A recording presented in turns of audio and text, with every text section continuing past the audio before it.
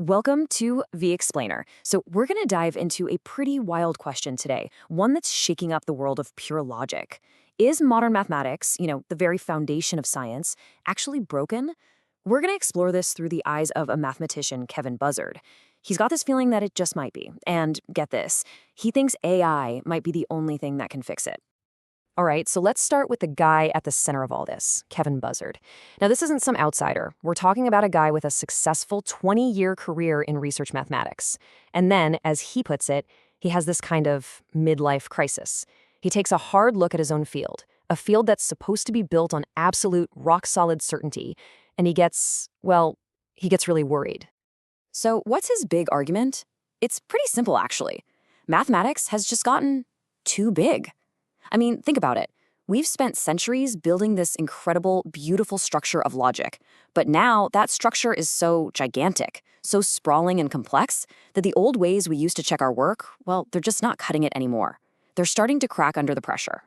And you can see the signs of this strain. They're everywhere. I mean, just look at these points. We're talking hundreds of pages of new proofs uploaded every single day, and that's just in one little subfield. Research papers are now routinely 100, 200 pages long.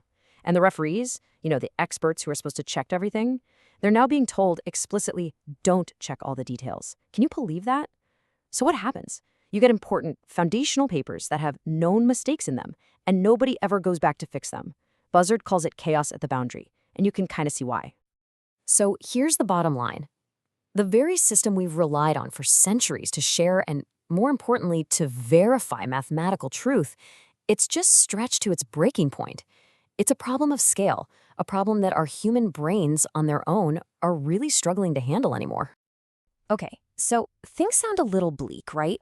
But this is where the story gets really interesting, because technology might actually have a way out for us, and it involves two very different types of AI that could, just maybe, team up to solve this massive, uniquely human problem. First up, you've got large language models, LLMs. You know them, like ChatGPT. Think of an LLM as your super creative, brilliant brainstorming partner.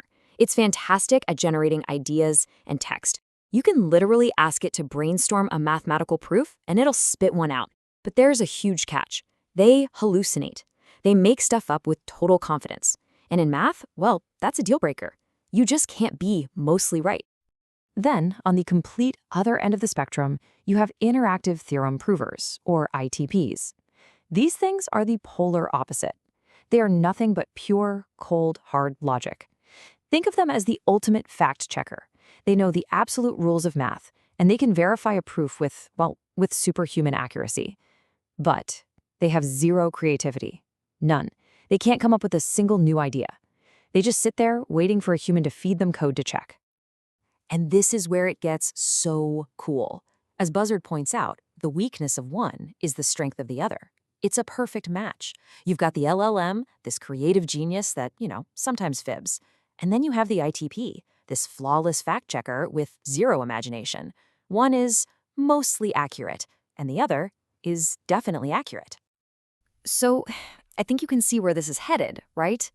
The big idea here is to get them to work together, to combine the wild creativity of the LLM with the perfect, unshakable logic of the ITP. And the concept is actually pretty simple and kind of elegant. Do you remember how early versions of ChatGPT were just awful at basic math, like embarrassingly bad? Well, now, if you ask it a math problem, it doesn't try to guess the answer. It actually writes and runs a little piece of Python code to get it right. The idea here is exactly the same, but for proofs. You teach the LLM to speak the language of the ITP. And what this does is create this incredible feedback loop. It's like this. The creative LLM writes out a proof, but it writes it in the special code that the ITP understands. Then the ITP looks at it and basically says, nope, step 3 is wrong. Fix it. So the LLM gets that feedback, rewrites the code, and sends it back. They just go back and forth again and again and again until the ITP finally gives its stamp of approval and says, okay, this is 100% correct. Just think about what that means. If you can get this system to work, you could potentially get rid of AI hallucinations in math. For good.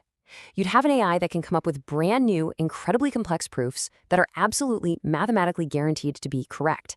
That's a game changer.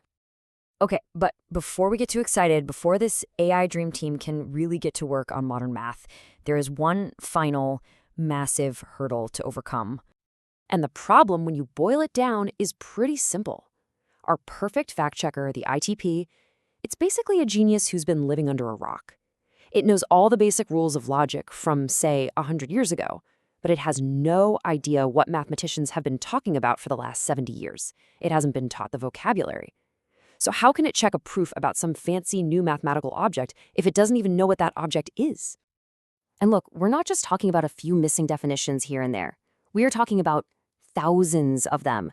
Thousands of incredibly complex technical ideas from decades of mathematical progress that are just completely missing from the AI's library. So, to fix this, there's this huge grand translation project going on right now. You have researchers like Kevin Buzzard, who are manually, painstakingly teaching an ITP, one called Lean, all of this modern math. They're literally translating some of the greatest hits of mathematics, like the proof of Fermat's last theorem, line by line into this super rigorous computer code. It's a process called formalization, and what they're really doing is building the library, the foundation that both humans and AIs are going to need for the future of math. So all of this, it brings the entire field of mathematics to this really fascinating and, frankly, critical crossroads. This isn't just about computers. It's a choice about the future of what we consider to be truth. Okay, so there's path number one. We can just keep doing what we're doing.